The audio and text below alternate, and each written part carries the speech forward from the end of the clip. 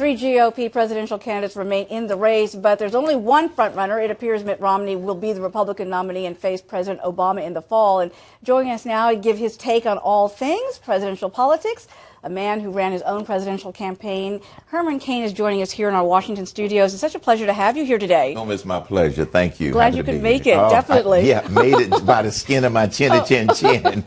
Well, let's talk for a moment about all the brouhaha this week over what has happened in the so-called war against women and the concerns over the choices women are making, whether to stay in the house or working outside the home. How do you gauge the firestorm that's taken place so far between Ann Romney and the Democratic operative Hillary Rosen? I'd say Ann Romney won, Democrats -1. It has totally backfired on them. But the other thing that has come out, it has raised the awareness of the issue of women having the choice to either raise their kids and stay home if they choose to, or go out and work. And some of them do the tough task of trying to do both. My wife stayed home and raised our kids. And so that was just a poor choice of words by the lady who made the comment, but Ann Romney has handled it beautifully. Do you think this is now going to put that concern front and center now about women's efforts in the workplace, and knowing that the American voters have to take the voices of women are going to be taken very seriously come this election, particularly right now, since we're seeing in the polls that Mitt Romney, there is a gap between his support for women or not? I think that the brouhaha about the whole incident is going to wane. And that's because I believe that Mitt Romney, who looks like he's going to be the ultimate nominee, is going to get back on message. And he needs to get back on message the failed policies of the Obama administration, what he's going to do in order to boost the economy, to create jobs, and his ideas about energy security, etc. So he's got to get back on message and hopefully not stay on this particular one. But it will highlight some of those differences and challenges that women have in the workplace. We just heard a few moments ago from Donald Trump on the Buffett rule that's coming up for a vote this week in Congress. Give me your take on why this thing is being pushed by the administration in this way. Do you believe that it is being used to distract voters from the central concerns that you have over the economy? Absolutely. This is pure political theater for the following reasons. First of all, the House of Representatives will never approve it. They know that. Secondly, if they pass this Buffett rule, it doesn't put a dent into the annual deficit. The annual deficit exceeds over $1 trillion. I think last time it was about $1.2 trillion.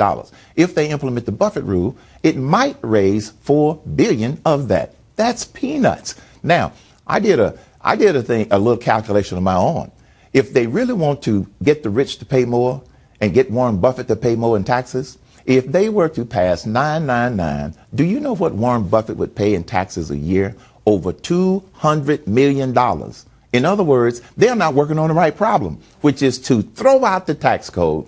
And Buffett will not be able to make that statement. His secretary pays more than he does in taxes. The reason he doesn't pay a lot in taxes is because most of his assets are still within his company, Berkshire Hathaway. He's a 25% owner of Berkshire Hathaway, which means that 25% of their $9 billion a year would be taxed, and he would pay more than his secretary.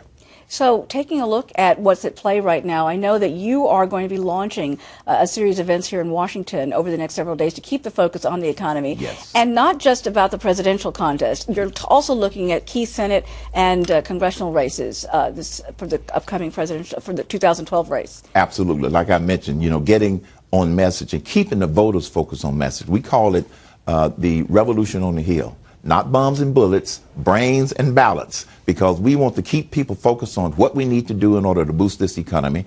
And it starts with throwing out the tax code. I was the only candidate running in the primary that started at that point, and I hope to have some influence going forward with Governor Romney and his campaign. Focus on doing that. Secondly, keep the focus on energy independence. Keep the focus on sound money. Inflation has become a silent tax on too many Americans. And when you compound that with the price of gas going up, the average American family is in a hurry. So what the Senate is doing with this Buffett tax vote is pure political theater. So as you go forward, you're keeping the focus on that, and you're going to be looking forward to backing Mitt Romney come this presidential contest. Yes. And also your pick for vice president?